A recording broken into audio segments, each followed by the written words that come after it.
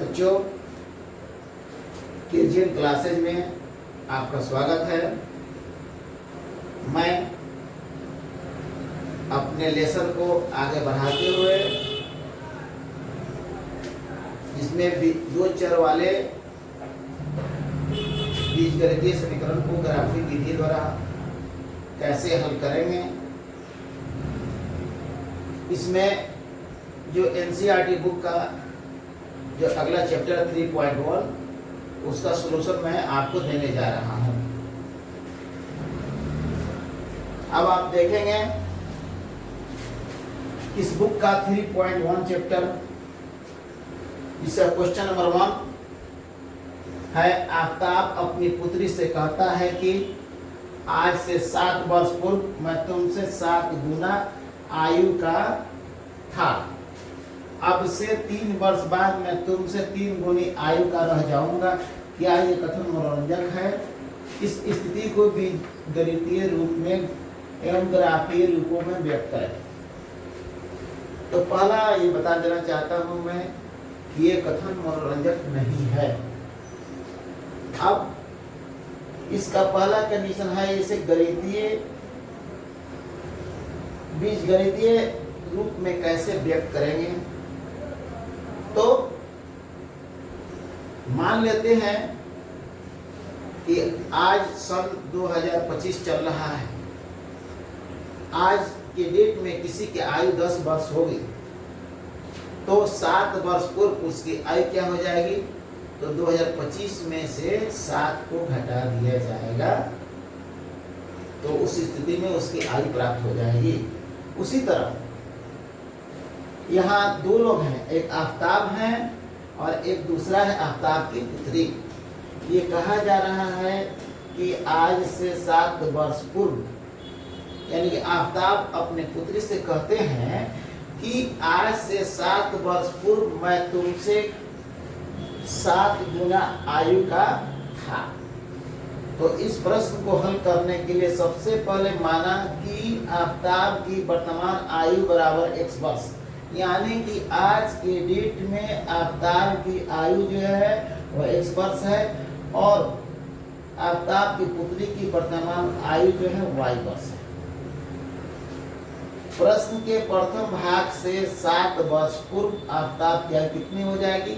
तो अगर वर्तमान में आफ्ताब की आयु x वर्ष है तो 7 वर्ष के बाद उसकी आयु हो जाएगी x-7। फिर प्रश्न के प्रथम भाग से 7 वर्ष पूर्व आफ्ताब की पुत्री की आयु बराबर y-7। अब प्रश्न का प्रथम भाग क्या कहता है कि 7 वर्ष पूर्व आफ्ताब की उम्र जो है उसकी पुत्री की उम्र से 7 गुनी है। तो अब देखिए 7 वर्ष पूर्व आफ्ताब की उम्र x-7, 7 वर्ष पूर्व आफ्ताब की पुत्री की उम्र y-7। तो इस कंडीशन में आफ्ताब जो है अपनी पुत्री से 7 गुना ज्यादा उसकी उम्र है, तो हम उसकी पुत्री की उम्र में 7 से गुना कर देंगे तो आफ्ताब की उम्र के बराबर हो जाएगा। तो इसका मतलब कि x-7 बराबर 7 टाइम्स y-7, या x-7 इक्वल टू 7y और 7 से 7 में मल्टीप्लाई कर 7 7 49, या x-7y बराबर -49 प्लस 7 जब इधर जाएगा तो प्लस 7 हो जाएगा, या x-7y बराबर -42, -49 में से 7 घटेगा तो क्या प्राप्त होगा? -42, यानी कि x-7y बराबर -42 समीकरण 1 जो इसका बीजगणितीय रूप है। अब हम प्रश्न के दूसरे भाग पर विचार करते हैं। तो प्रश्न का दूसरा भाग क्या कह रहा है कि अब से 3 वर्ष बाद, यानी कि यह सन अगर 2025 है तो 3 वर्ष बाद क्या आएगा? 2028 आएगा। कैसे आया? तो 2025 में हम 3 ऐड कर दिए तो क्या मिला? 2028 प्राप्त हुआ। उसी प्रकार अगर जी वर्तमान में आफ्ताब की आयु x वर्ष है तो 3 वर्ष बाद उसकी आयु कितना हो जाएगी? तो x + 3 हो जाएगी। उसी बात को यहाँ लिखा गया है पुनः प्रश्न के दूसरे भाग से 3 वर्ष बाद आफ्ताब की आयु बराबर x + 3। और प्रश्न के दूसरे भाग से 3 वर्ष बाद आफ्ताब की पुत्री की आयु बराबर y + 3। अब प्रश्न यहाँ क्या कर रहा है, कहता है 3 वर्ष बाद मैं तुमसे 3 गुनी आयु हो जाएगी। इसका मतलब कि उसकी पुत्री के आयु में 3 से गुना करने के बाद वह आफ्ताब के आयु के बराबर होगा, यानी कि x + 3 बराबर 3 टाइम्स y + 3, या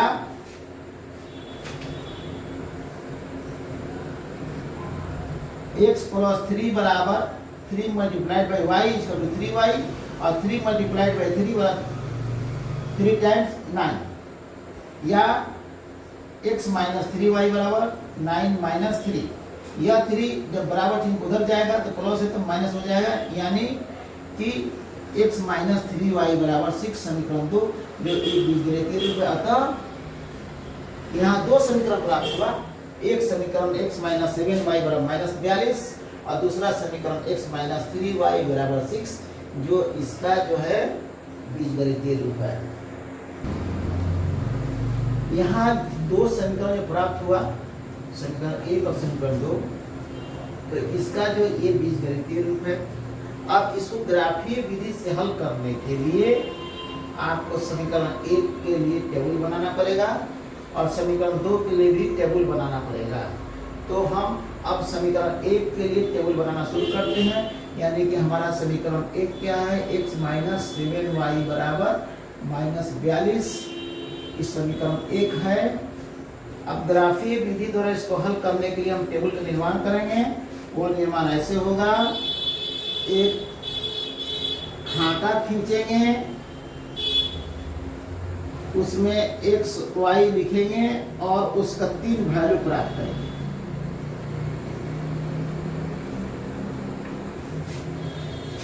या x बराबर -42 + 7y। प्यारे बच्चों, आप इस बात को समझते होंगे कि यहाँ जो है 7y या 7y क्यों लिखा गया, क्योंकि आपको पहले बता चुके हैं। आज थोड़ा सा आपको याद दिला दें हम कि यहाँ जो है इस समीकरण का LHS क्या है, तो x - 7y है। इस समीकरण का RHS क्या है, तो -42 है।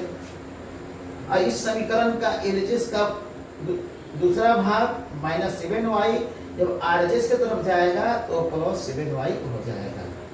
अब यहाँ y बराबर 3 रखने पर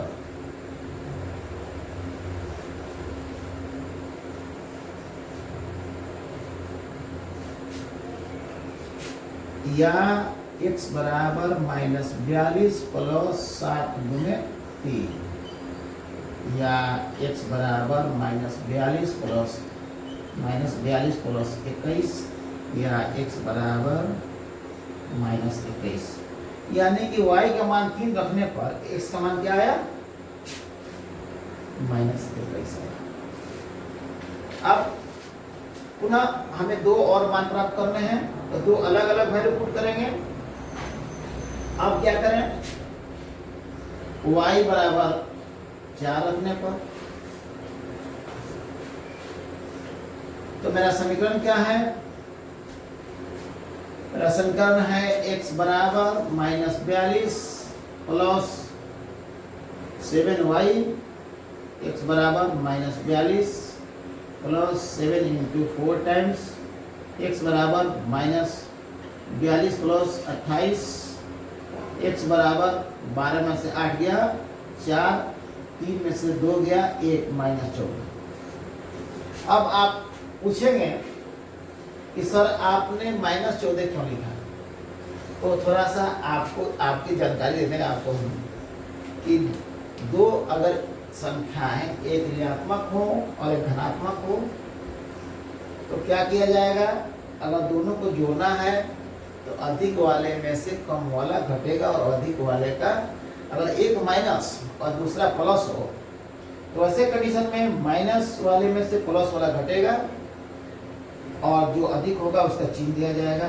तो अधिक 42 है, 42 से 28 घटा आया क्या, 14। तब y के मान 4 पर x का मान क्या प्राप्त हुआ? 14 प्राप्त हुआ। अब पुनः एक बार,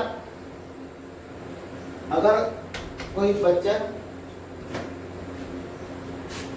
y का मान क्या प्राप्त हुआ? -14। अगर कोई बच्चा अगर चाहे नोट करना है तो इसको नोट कर सकता है। अगर कोई बच्चा इस नोट्स को मुझसे प्राप्त करना चाहे तो संपर्क कर सकता है। और मैं अपने छात्रों से आग्रह करूंगा, अगर मेरी पढ़ाई उनको अच्छी लग रही है तो मेरे चैनल को सब्सक्राइब कर देंगे और बेल आइकन को जरूर दबा देंगे। चलिए अब हम y का मान आगे कोई संख्या रखते हैं। ये मेरा समीकरण है, इसमें हम y बराबर अब 5 रखते हैं।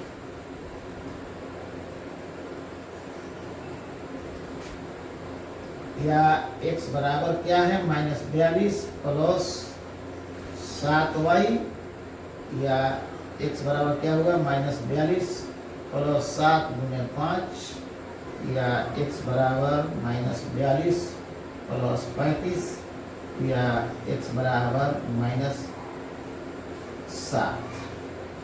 यानी कि y का मान 5 रखने पर हमें क्या मिला? -7 प्राप्त हो गई पढ़ाई। अब पुनः हम दूसरे समीकरण के लिए यही क्रिया दोहराएंगे। दूसरा समीकरण क्या है? x - 3y बराबर 6। समीकरण 2 है तो x बराबर 6 प्लस 3y। अब आप स्वतंत्र हैं, y का मान कुछ भी रख सकते हैं, 1 रख सकते हैं, 2 रख सकते हैं, 3 रखते हैं, 4 रख सकते हैं, माइनस में कुछ रख सकते हैं। इसके लिए बाध्यता नहीं है कि आप जो है 1 रखें, 2 रखें, 3 रखें, आपकी मर्जी। जैसे आप मान रखेंगे वैसे उसका मान प्राप्त होगा। अब इसके लिए फिर हम टेबल बनाएंगे।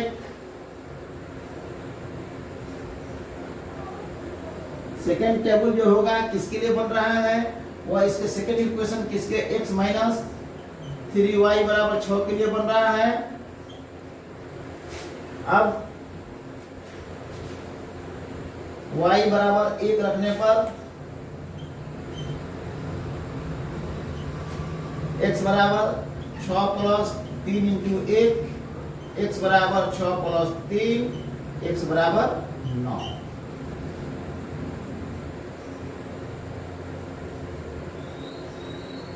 यहाँ x, ये y का मान क्या रखे हैं? हम 1 रखे हैं। x का मान क्या प्राप्त हुआ? 9 प्राप्त हुआ। अब y बराबर 2 रखने पर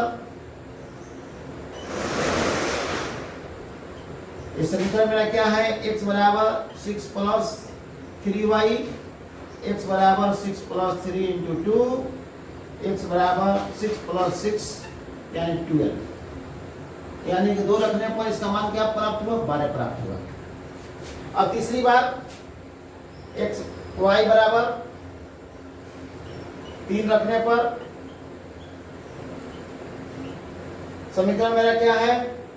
x बराबर 6 प्लस 3y है, x बराबर 6 प्लस 3 इंटू 3, x बराबर 6 प्लस 9, x बराबर 9 6 15। यानी कि अगर y का मान हम 3 रखते हैं तो इसका मान हमें 15 प्राप्त होगा। अब हम इसका ग्राफ खींचेंगे। ग्राफ खींचने के लिए ये आपका x और x डैश एक्सिस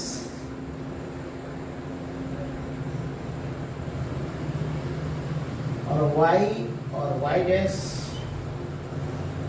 और इसका मूल बिंदु। अब रही बात कि कुछ चूंकि x और y के वैल्यू कुछ ज्यादा है और मेरे बोर्ड पे स्पेस कम नजर आ रहा है, तो अगर हम एक छोटी इकाई मान लेते हैं जो छोटी इकाई 1 के बराबर होगा, तब कह रहा है कि x के वैल्यू -21 पे y का मान क्या मिलेगा? 3। यानी कि तब x का वैल्यू -21 तो कहाँ गिना जाएगा? इस तरफ x डैश पर।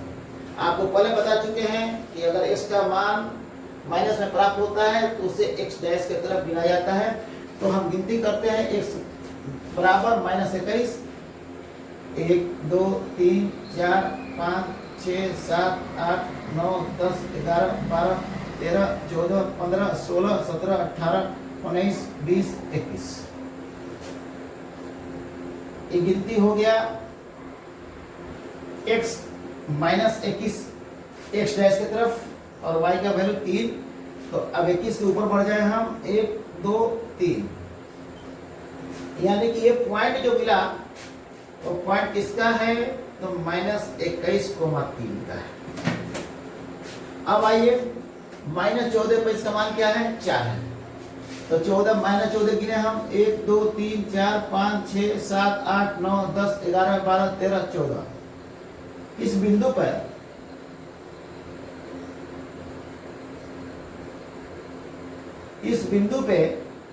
y का मान क्या है? 4 है। तो 1 2 3 1 4।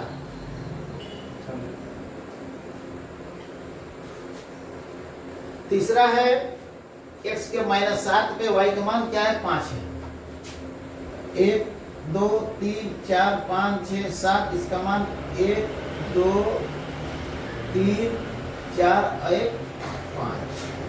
अब इसका सरल रेखा खींचेंगे। इस रूप में हमें सरल रेखा प्राप्त हुआ। अब इस दूसरे समीकरण के लिए x का मान क्या है? 9। ये कहाँ जाएगा? तो इस मूल बिंदु के दाहिने तरफ। हम गिने 9 1 2 3 4 5 6 7 8 9 और y का मान क्या होगा? 1।